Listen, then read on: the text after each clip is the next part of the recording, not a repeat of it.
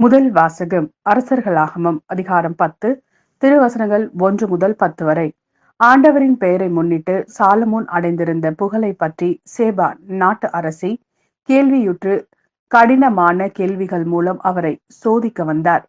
அவர் பரிவாரங்களோடும் நறுமண பொருள்கள், மிகுதியான பொன், விலை உயர்ந்த கற்கள் ஆகியவற்றை சுமந்து வந்த ஒட்டகங்களோடும் எருசலேமுக்கு வந்து சேர்ந்தார்.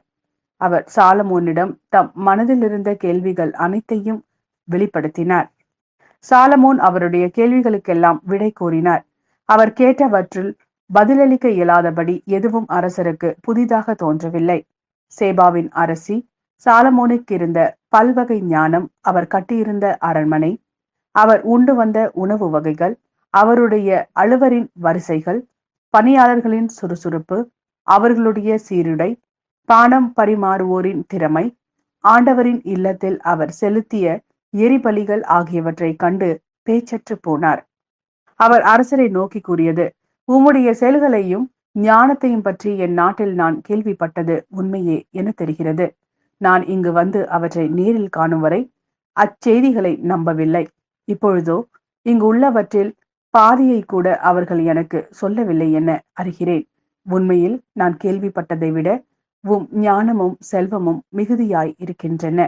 உம்முடைய மனைவியர் நட்பேறு பெற்றோர்.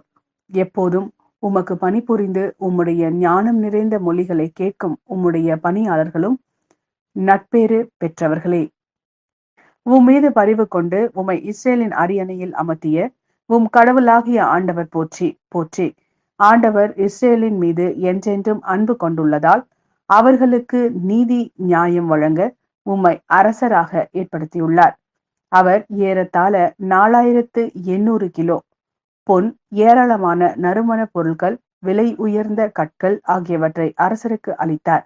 சேபாவின் அரசியிடமிருந்து வந்தது போல அத்துணை நறுமண பொருட்கள் அரசர் சாலமோனுக்கு அதன் பிறகு வந்ததே இல்லை.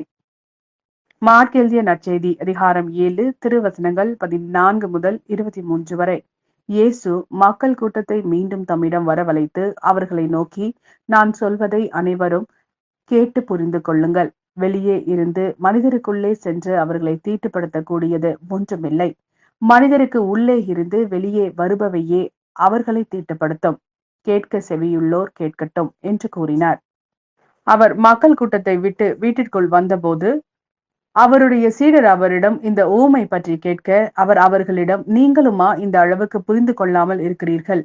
வெளியே இருந்து மனிதருக்குள்ளே செல்லும் எதுவும் அவர்களை தீட்டுப்படுத்த முடியாது என உங்களுக்கு தெரியாதா? ஏனென்றால் அது அவர்களுடைய உள்ளத்தில் நுழையாமல் வயிற்றிற்குள் சென்று கழிப்பிடத்திற்கு போய் விடுகிறது என்றார். இவ்வாறு அவர் எல்லா உணவுப் பொருள்களும் தூயனவென்று குறிப்பிட்டார். மேலும் மனிதருக்கு உள்ளே இருந்து வருவதையே அவர்களை தீட்டுப்படுத்தும். ஏனெனில் மனித உள்ளத்திலிருந்தே பரத்தமை, களவு, கொலை, விபச்சாரம், பேராசை, தீச்செயல், வஞ்சகம், காமவெறி, பொறாமை, பழிப்புரை, செருக்கு, மதிகேடு ஆகியவற்றை செய்ய தூண்டும் தீய எண்ணங்கள் வெளிவருகின்றன. தீயனவாகிய அவை அனைத்தும் உள்ளத்திலிருந்து வந்து மனிதரை தீட்டுப்படுத்துகின்றன என்றார்.